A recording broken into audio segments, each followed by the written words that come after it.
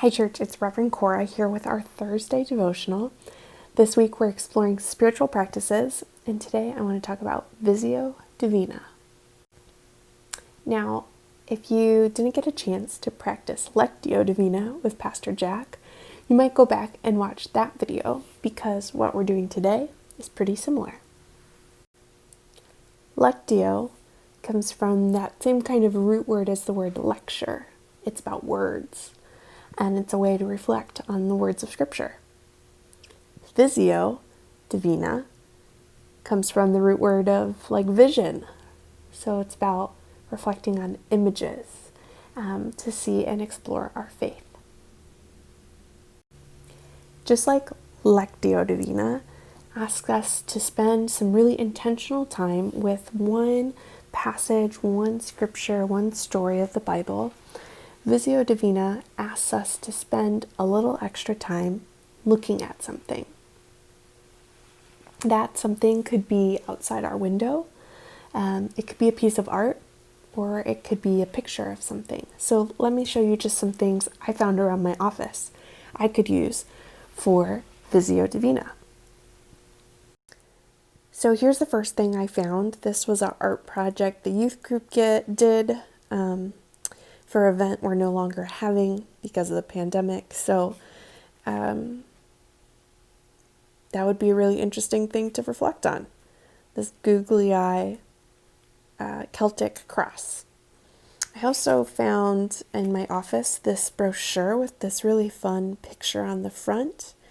That would be a really fun picture to reflect on. There's lots to see there. So I would just ignore those words. I would look at that picture. The last thing I found was this new Celebrate Wonder Bible storybook. And my friend Brittany Skye is the editor. She helped put this together, and it's full of gorgeous pictures of our Bible stories. So maybe I could pick one of those. My point, though, is that it doesn't have to be a Bible story picture like what I'd find in this book. It could be anything.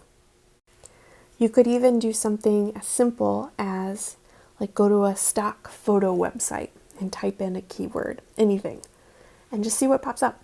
Pick the first picture that catches your attention. Okay, so once you have your image, your picture, your artwork, or just a beautiful view outside, what do you do next?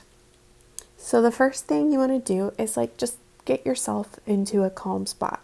Figure out what you need to lay aside to give yourself some focus right now. So if there's, something bothering you, if there's something worrying you, try to name it, set it aside. Then you're ready to do this practice. So the first thing you're going to do is look at your picture and find a detail that catches your attention. So if I was looking at this cover of the storybook, you might find the first thing that catches your attention. It could be the fish. It could be this boy with his hand raised. It could be the baby in this mom's arms. It could be these trees offering shade. Whatever it is, just pick that one thing and sit with it. Really look at it. If I was picking this baby, how is the mom holding the baby? What is the baby covered in? How is the baby feeling?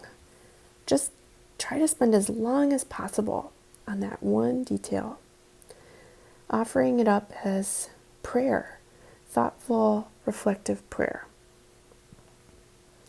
Then when you're done, focused on that one detail, zoom your eyes back out a little bit and look at that picture, that detail in the context of the whole picture. What does it mean to have this mom with the baby in her arms here in this scene? Now, obviously, we might know what Bible story this is reflecting on, but your picture might not be a Bible story, and you might have to think a little bit, imagine a little bit, to put the story with the detail in your photo.